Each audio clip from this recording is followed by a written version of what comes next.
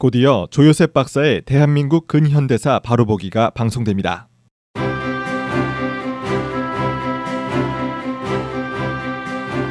지난 시간에 살펴본 대로 이재명 의사의 을사오적이 하나인 이완용 암살 시도 등 곳곳에서 의로운 열사들이 이제 나타나는데, 그 가운데서 특별히 나라를 지키기 위해서 온몸으로 분골쇄신한 민족의 마지막 등불을 할 수 있는 안중근 의사에 대해서 오늘 살펴보도록 하겠습니다. 안중근 의사의 출생은 1879년 9월 2일 황해도에서 아버지 안태훈 씨와 어머니 조마리아의 맏아들로 태어나게 됩니다.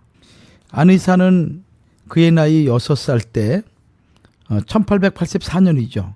그의 부친이 김옥균, 박영효 등과 함께 계파와 연루됐다라는 내용으로 관직의 꿈을 포기하고, 그리고 일가족을 이끌고 신천군 두라면 천봉산 밑에 청계동으로 은신하게 됩니다. 그리고 이후에 안 의사는 이 산촌에서 성장을 하게 되죠. 태어날 때부터 가슴과 배에 북두 7성의 모양의 7개의 흑점이 있다고 해서 어릴 적부터 집안에서 안응칠이라고 불렸고, 또 어려서부터 의협심과 무용력이 남달리 뛰어났고 바른말을 잘하기로 소문이 났습니다. 그래서 17살에는 번개입이라고 불리기도 했죠. 안중근 의사는 을사보호 조약이 체결된 1905년 국권 회복 운동을 위해서 중국 상해로 떠나 망해가는 고국의 소식을 전했고, 국권 회복에 힘쓸 동포들을 모으는데 심혈을 기울였습니다. 이때 안 의사는 대한제국 민씨정권의 핵심 인물이었던 민영익을 찾아가는데, 두세 번 찾아가도 문지기 하인이 문을 닫고 대감께서는 한국인을 만나지 않는다 하며 들여보내지 않자 안중근은 민영익을 크게 꾸짖게 됩니다. 그때 안 의사는 이렇게 말합니다.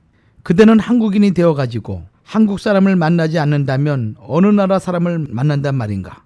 더구나 한국에서 여러 대에 걸쳐 국가의 녹을 먹은 신하로서 이같이 어려운 때를 만나 전혀 동포를 사랑하는 마음이 없이 혼자만 베개를 높이 하고 편히 누워 조국의 흥망을 잊어버리고 있으니 세상에 이런 일이 어찌 있을 수 있단 말인가.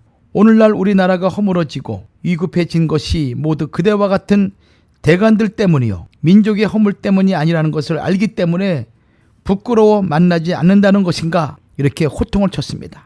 본래 교육가인 안중근은 의병이라는 무기투쟁가로 변신케 한 것은 일본의 통감 정치로 말미암아 시작됩니다. 안 의사는 의병 조직에 참여하여 엄인섭, 김기룡과 함께 의형제를 맺고 의거를 도모합니다. 또한 3,4천 명으로 추정되는 의병을 양성하고, 다음에 30세가 되던 1908년 봄에 김두성을 총독으로, 이 범윤을 대장으로 한 대한군 의군 창설에 성공한 안 의사는 참모 중장으로 선임됩니다. 그리고 독립특파대장으로 출전하여서 치열한 항일투쟁을 결행하기 시작을 하게 되죠.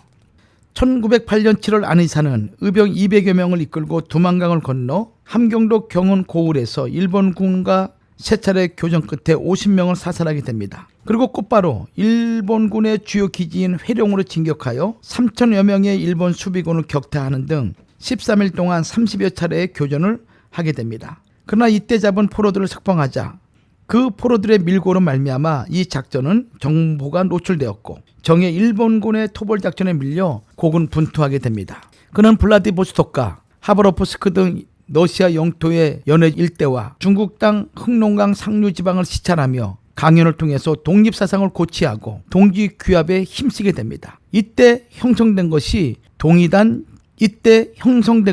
동이단지회를 결성하게 됩니다. 이 동이단지회는 회원이 12명, 그들은 왼손 무명지 첫 간절을 끊고 그 선열로 대한 태극기 앞면에 대한독립이라고 쓴 후에 피로 범벅이 된 손을 들고 대한독립 만세를 3번 일제히 부르고 하늘과 땅에 맹세를 하게 됩니다. 안중근의 자서전 안응칠 역사에는 이때 상황을 다음과 같이 적고 있습니다. 오늘 우리들이 손가락을 끊어 맹세를 같이 지어 증거를 보인 다음 마음과 몸을 하나로 묶어 나라를 위해 몸을 바쳐 기어이 목적을 달성하도록 하는 것이 어떻소. 마침내 12사람이 각각 왼손 약지를 끊어 그 피로 태극기의 글자 넉자를 크게 쓰니 바로 대한독립이었습니다. 다음 시간에 만나도록 하겠습니다.